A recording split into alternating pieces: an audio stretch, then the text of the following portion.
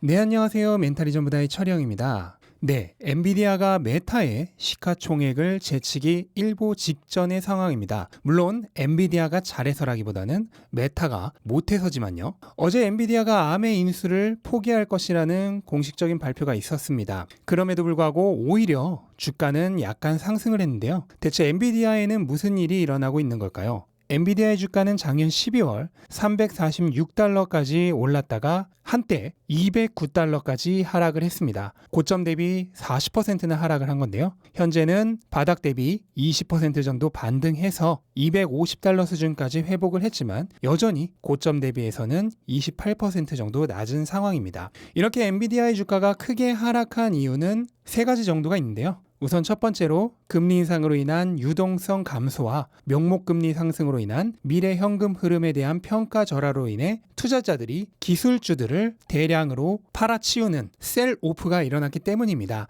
이로 인해 나스닥이 최근 20% 가까이 조정을 받았었고요. 성장주의 대표주자라고 할 수 있는 테슬라 역시도 고점 대비 37%까지 하락을 했었고, 기술주 중에서는 변동성이 없기로 소문난 마이크로소프트조차도 20% 이상 하락을 했었습니다. 그리고 두 번째로는 지나친 과매수에 대한 조정입니다. 작년 중반까지 10개월간 박스권을 헤매던 엔비디아의 주가는 주식 분할 발표를 계기로 급등하기 시작했습니다. 한 달 새에 55%가 상승을 했는데요. 이후 잠잠하던 주가는 다시 메타버스 붐을 타고 80%나 더 급등을 했고요. 처음 상승을 시작한 시기와 비교하면 반년 만에 2.5배나 상승을 했습니다. 이렇게 극심한 과매수 구간에 돌입한 엔비디아의 주가가 시장 하락과 맞물려서 크게 조정을 받은 겁니다. 세 번째는 암 인수의 불발입니다. 이미 작년 말부터 엔비디아가 암을 인수하는 것이 힘들 것 같다는 루머가 많이 제기되었고, 1월이 되면서 그 가능성은 점점 높아졌습니다. 그리고 1월 말에는 블룸버그를 통해 엔비디아가 암의 인수를 포기할 준비를 하고 있다는 뉴스 기사가 돌기 시작했고요. 투자자들은 이러한 루머에 맞춰서 1월에 이미 엔비디아의 주식을 팔기 시작했습니다. 이렇게 여러 안 좋은 상황들이 겹치면서 40%나 하락했던 엔비디아의 주가는 최근 본격적으로 반등할 낌새를 보이고 있습니다. 특히나 암의 인수를 포기한다는 발표를 한 현재 시점에서도 주가가 나쁘지 않은 이유는 무엇일까요? 이유를 찾는 건 너무나 쉽습니다. 그동안 엔비디아의 주가를 하락시켰던 악재들, 그러니까 앞에 열거한 이유들이 하나씩 해소되고 있기 때문입니다. 우선 첫 번째로 금리 인상으로 인한 유동성 감소와 명목금리 상승으로 인한 미래 현금 흐름에 대한 평가 절하가 주식시장에 이미 반영이 끝나가고 있습니다. 최근 채권 수익률이 2% 거의 코앞까지 올라왔음에도 오히려 나스닥은 상승한 것도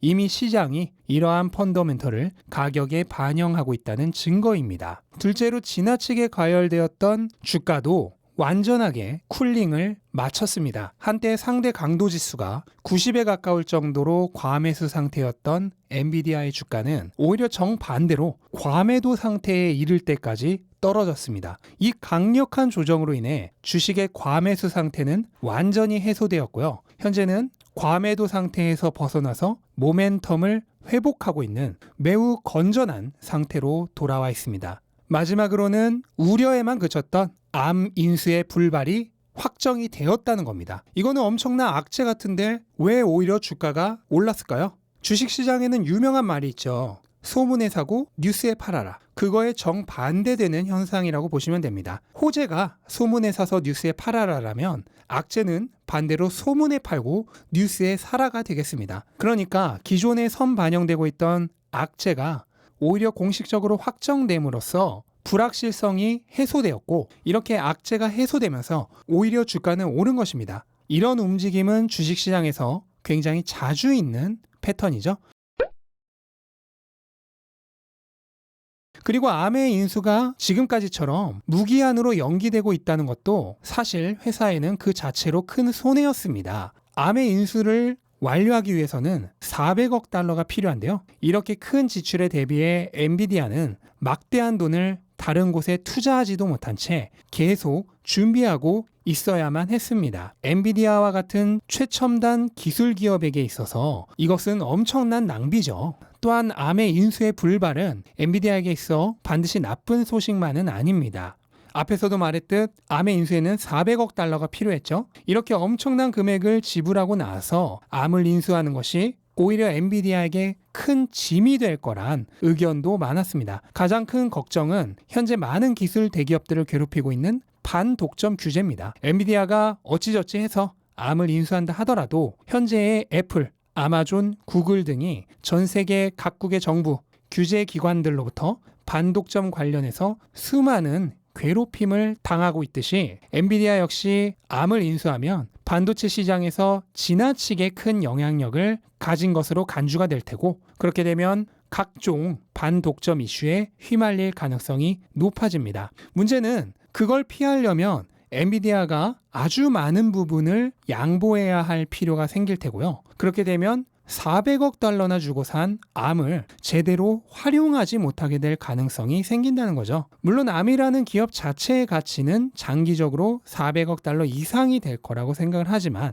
엔비디아가 암을 소유하게 되면 지속적인 반독점 이슈에 휘말리면서 암의 가치를 충분히 활용할 수 없을 것이란 우려가 많았습니다. 어쨌든 엔비디아가 이렇게 암의 인수를 포기한다고 확실하게 선언하면서 엔비디아는 오히려 400억 달러의 자금을 활용할 수 있는 여지가 생겼습니다. 물론 12억 5천만 달러나 되는 계약금은 그냥 허공에 날리게 되었지만 이건 이미 선지급이 완료된 금액이기 때문에 지금에 와서 회사에 큰 타격을 주는 문제는 아닙니다. 엔비디아는 암의 인수를 포기하면서 막대한 지출 여유가 생기게 되었고요. 이를 여러 가지 긍정적인 방향으로 활용할 수 있을 것으로 보입니다. 첫 번째로는 그대로 다른 기업을 인수하는 거죠. 암보다 규모는 작더라도 부작용이 훨씬 적으면서 지금 당장 회사의 이익에 기여할 수 있는 다른 기업들을 충분히 인수할 수 있는 자금력이 생겼습니다. 두 번째로는 주주 환원의 증가입니다. 배당금 증가나 자사주 매입을 통해 주주 환원 정책을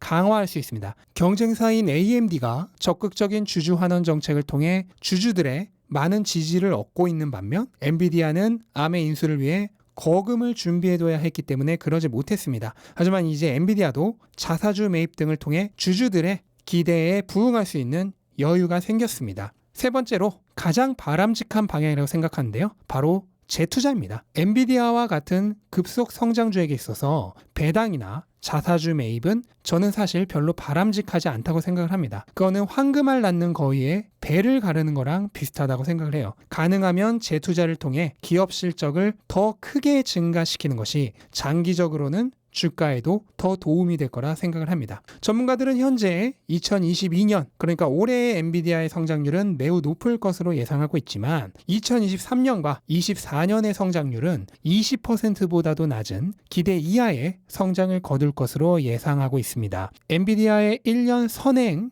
이익 대비 주가 배수 PER은 58배입니다. 그런데 20%에도 못 미치는 성장률은 금리 상승 시기에 이런 고배율의 PER을 유지하기 힘듭니다. 또한 현재의 밸류에이션은 엔비디아의 역대 10년 평균 PER보다도 2배 가까이 높고 최근 5년간의 평균보다도 높습니다. 하지만 엔비디아는 현재 시가총액이 전 세계 10위 안에 드는 초거대 기업으로 성장했기 때문에 예전만큼 높은 성장률을 기록하기는 힘듭니다. 그렇다면 PER은 높은데 성장률은 기대하기 어려우니 밸류에이션의 부담은 더욱 커질 수밖에 없습니다. 결론은 엔비디아가 현재의 밸류에이션을 타당하게 만들고 앞으로도 지속적으로 기업 가치를 증가시켜 가기 위해서는 시장의 기대를 훨씬 뛰어넘는 퍼포먼스를 보여줘야만 합니다. 비록 암의 인수는 실패로 끝났지만 그건 이미 현재의 가격에는 모두 반영이 되어 있고요. 지금부터 어떤 행보를 보이냐가 승부처라고 생각을 합니다. 엔비디아의 실적 발표가 당장 일주일 앞으로 다가와 있습니다. 여기서 엔비디아가 암의 인수 실패를 딛고 어떤 비전을 제시하느냐에 따라 시장의 반응이 매우 크게 달라질 것으로 예상을 합니다. 오히려 위기를 기회로 만들 수도 있고요. 반대로 메타와 같이 정말로 큰 위기에 빠져들 수도 있다고 생각을 합니다. 그런 의미에서 이번 실적 발표가 엔비디아에게는 그 어느 때보다도 중요한 이벤트가 되겠네요. 네, 이것으로 오늘 영상은 마치도록 하겠습니다. 영상 도움되셨다면 구독과 좋아요 부탁드리고 즐거운 하루 되시기 바랍니다. 감사합니다.